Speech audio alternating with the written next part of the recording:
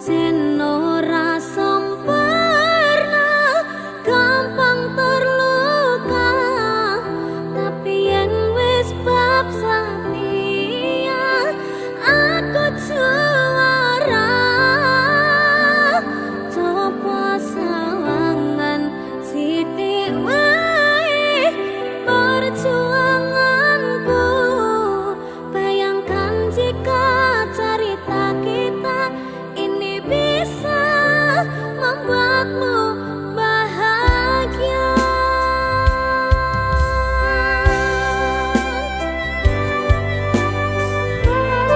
Roman.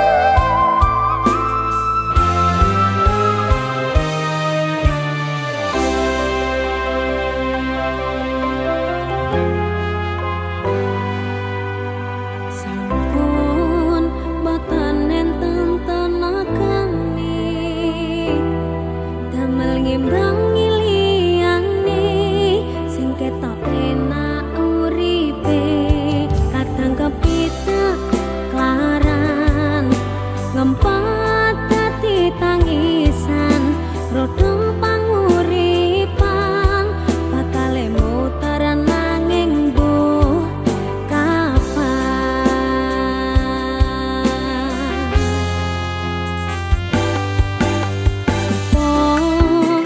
sing pengen kaya ngene,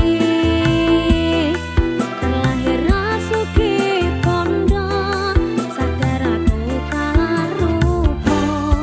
Terserah kowe sayang ro aku ora maksa, tapi yen wis bahas tresno, sing jelas aku sing selalu ono.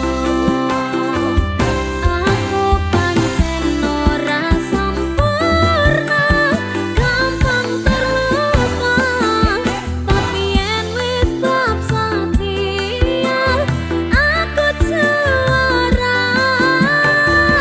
Coba sawangan sithik wae perjuanganku, bayangkan jika cerita kita ini bisa membuatmu bahagia.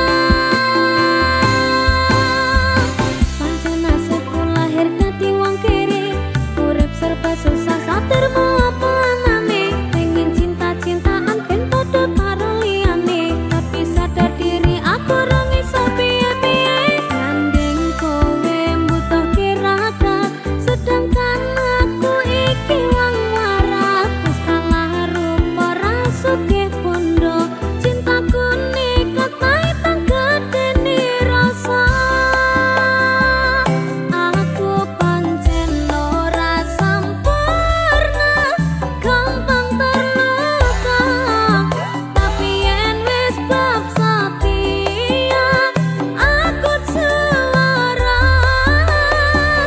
Coba sawangan sithik wae perjuanganku, bayangkan jika cerita kita ini bisa membuatmu bahagia.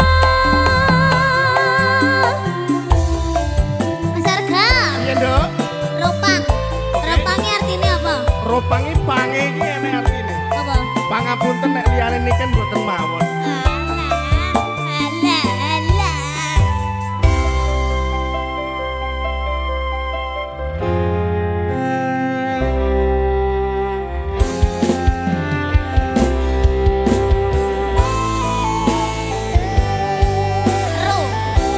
Roh.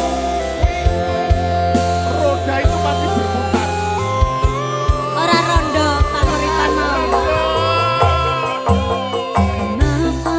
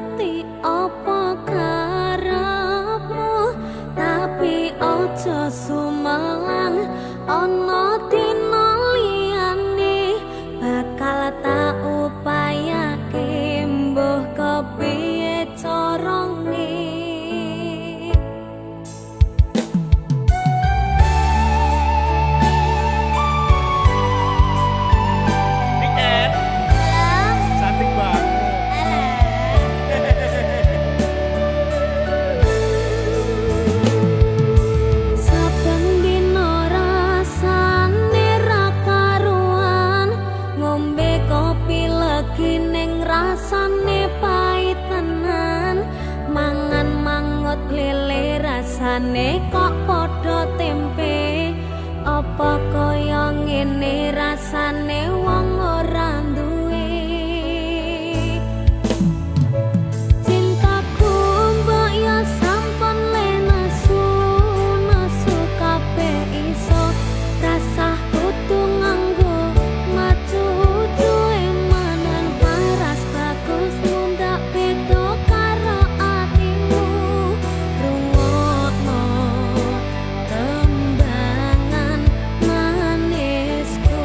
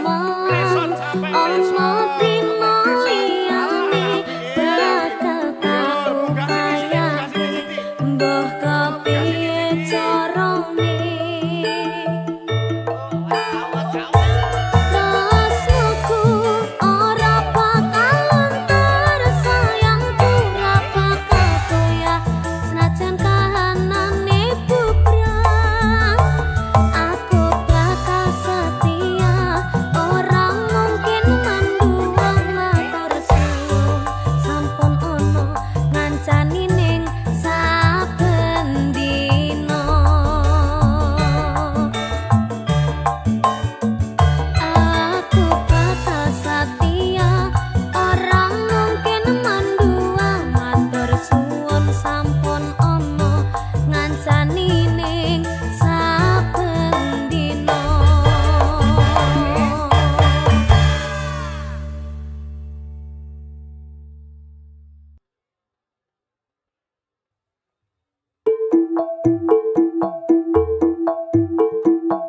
Oktober beri apa Ken? Berpasangan, berpasangan, berpasangan. Janji kokoh, janji kokoh, janji kokoh. Saling cinta, saling hormat, saling jaga, saling ridho, musyawarah Sangat untuk dong. sakinah. Berpasangan, berpasangan, berpasangan. Janji kokoh, janji kokoh, janji kokoh. Saling cinta, saling hormat, saling jaga, saling ridho, musyawarah untuk sakinah.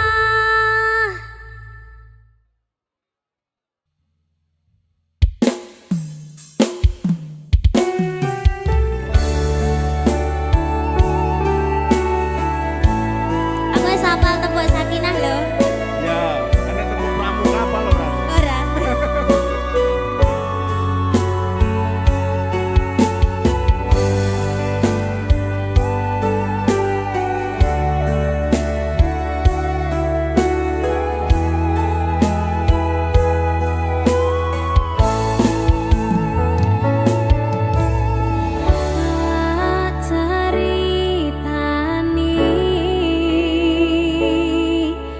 Cerita sing paling larani nalika bapak lunga ninggalke keluarga, nelongso nanging kudu tak terima.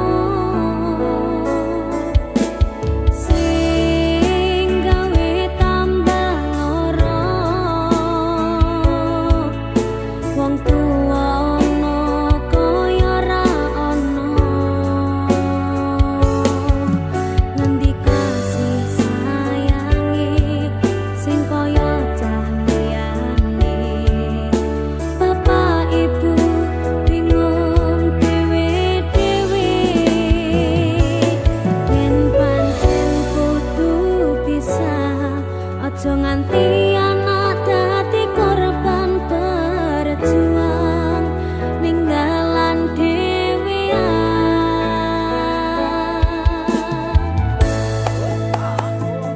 Ora ana sing njaluk dilahirke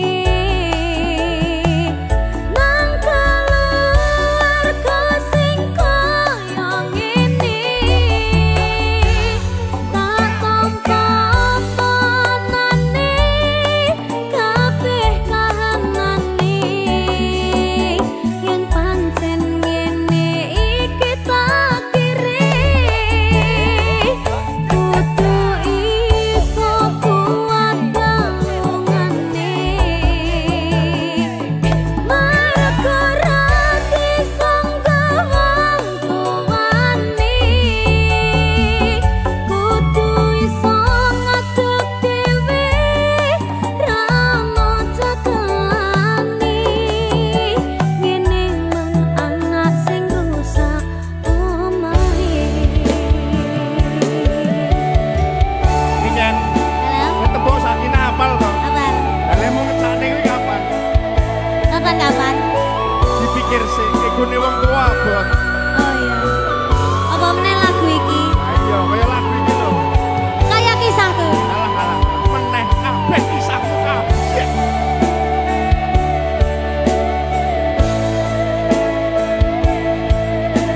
Sabar ya, Nak.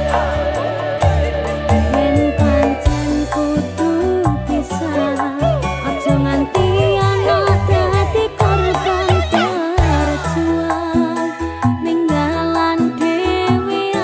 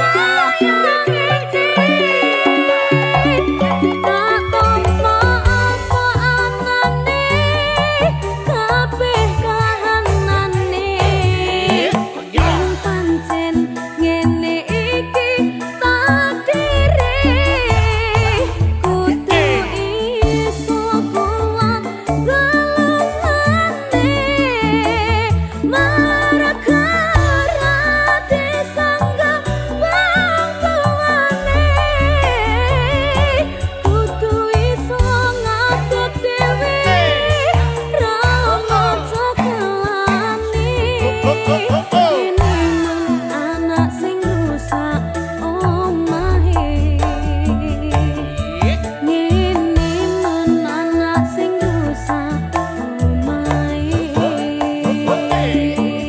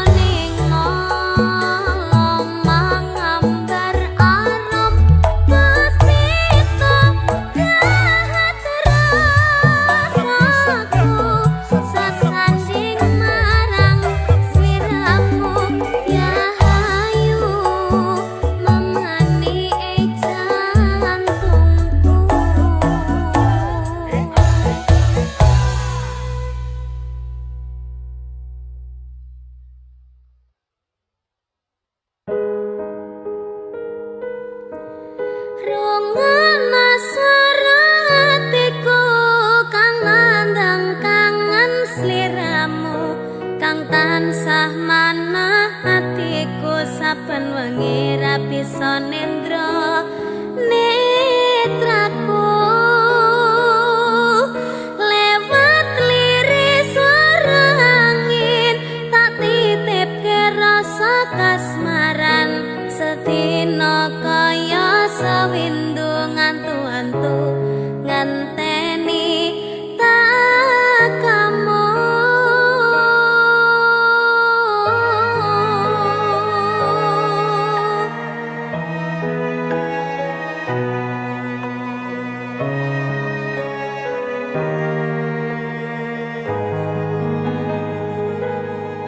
Padang bulan datari ngancani ati kang sepi gawe ngambar rasa angan iki anganku iki tanda yakti tresna ing ati kaya bulan menehi padang ing wangi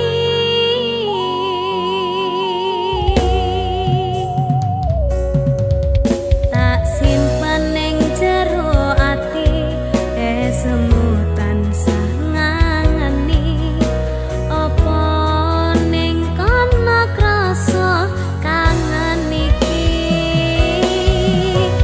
nadyanake kudu rangangi dalane tresna mong sliramu memani ekaku ra ana wong liya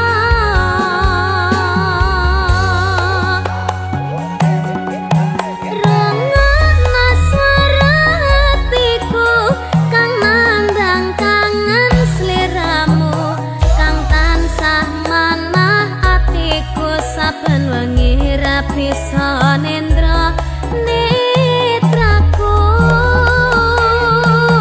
lewat liris swara angin tak titipke rasa kasmaran sedina kaya sewindu ngantu-antu ngenteni tak kamu. Niken tak titipne rasa kangenku lewat angin wengi Terus tak titipne rasa sayangku lewat soroting rembulan kang sumunan terus ngertenono yen tresno jembar kaya dene samudra biru terus ngerti ora Kak, aku maca aku bareng ya tak ngerti ya.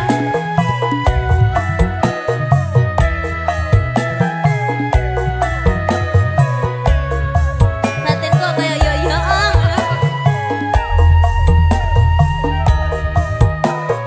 Ya.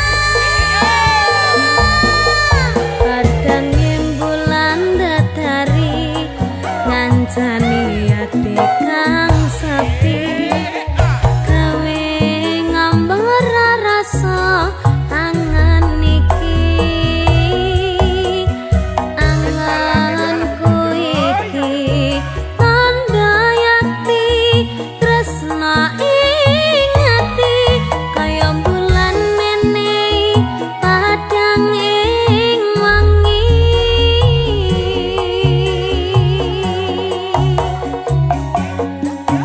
tak simpen ning jero ati semutan sangangani yen cantik jas apa ning kono krasa kangen iki nadyanake kudu rangangi dalane tresna mong sliramu memani ekaku ra ana wong liya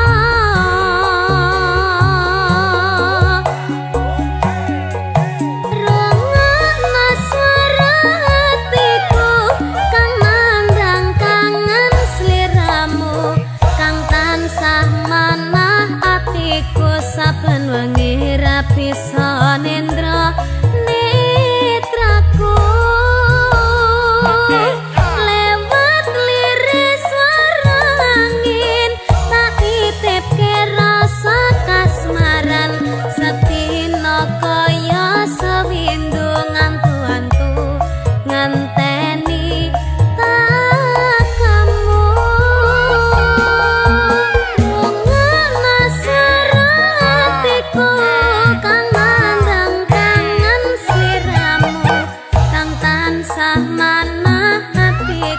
saben wengi rapi sonendra netraku lewat liris suara angin tak titip ke rasa kasmaran sedina kaya sewindu ngantu-antu ngenteni tak kamu.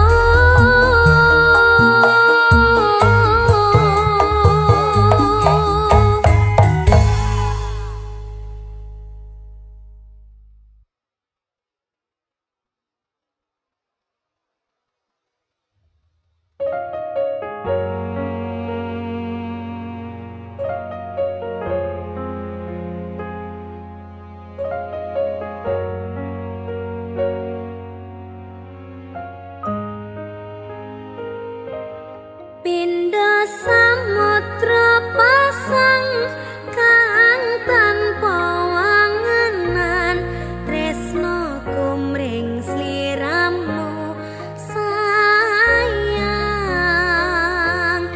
cahyaning bulan kang sumunar api ring tawang yakti sliramu kang dadi lamunan.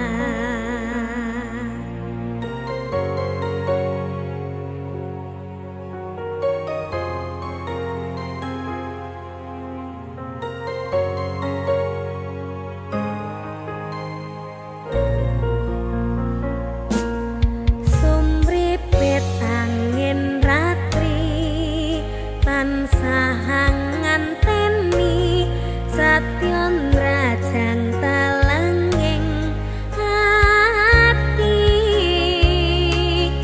angen-angen tumlawang suwung ing wengi sapi tansah ngranti tekamu doh yayi wong ayu aki nyadao ning sandingku nyawang manising esemu gawe larame rasaku tantraming atiku kaya bakat tresnamu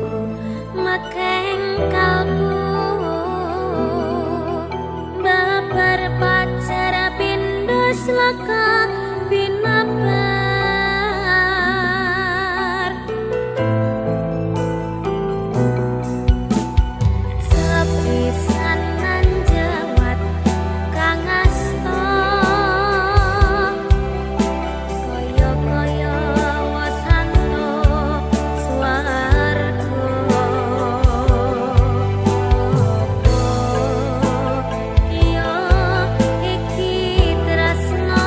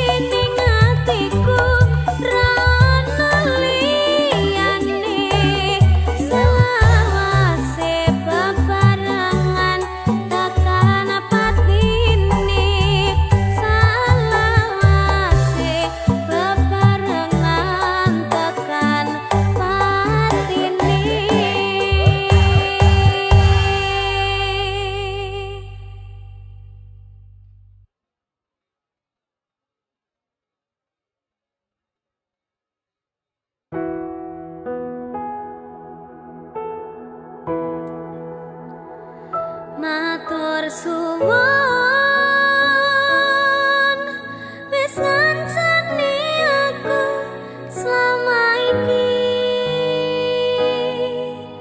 wis iso saling nguat-nguati kodho wong liya sing ra seneng hubungan iki berlanjut tatak lakune ning jaba banter tenan angine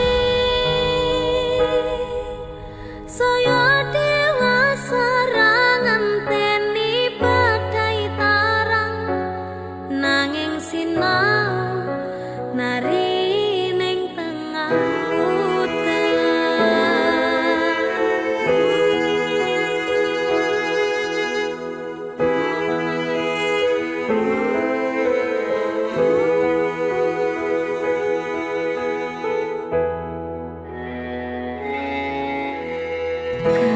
Kadaden tenan duwe omah sing ra berisik kebakat tresnan kebakat kasih lan sayang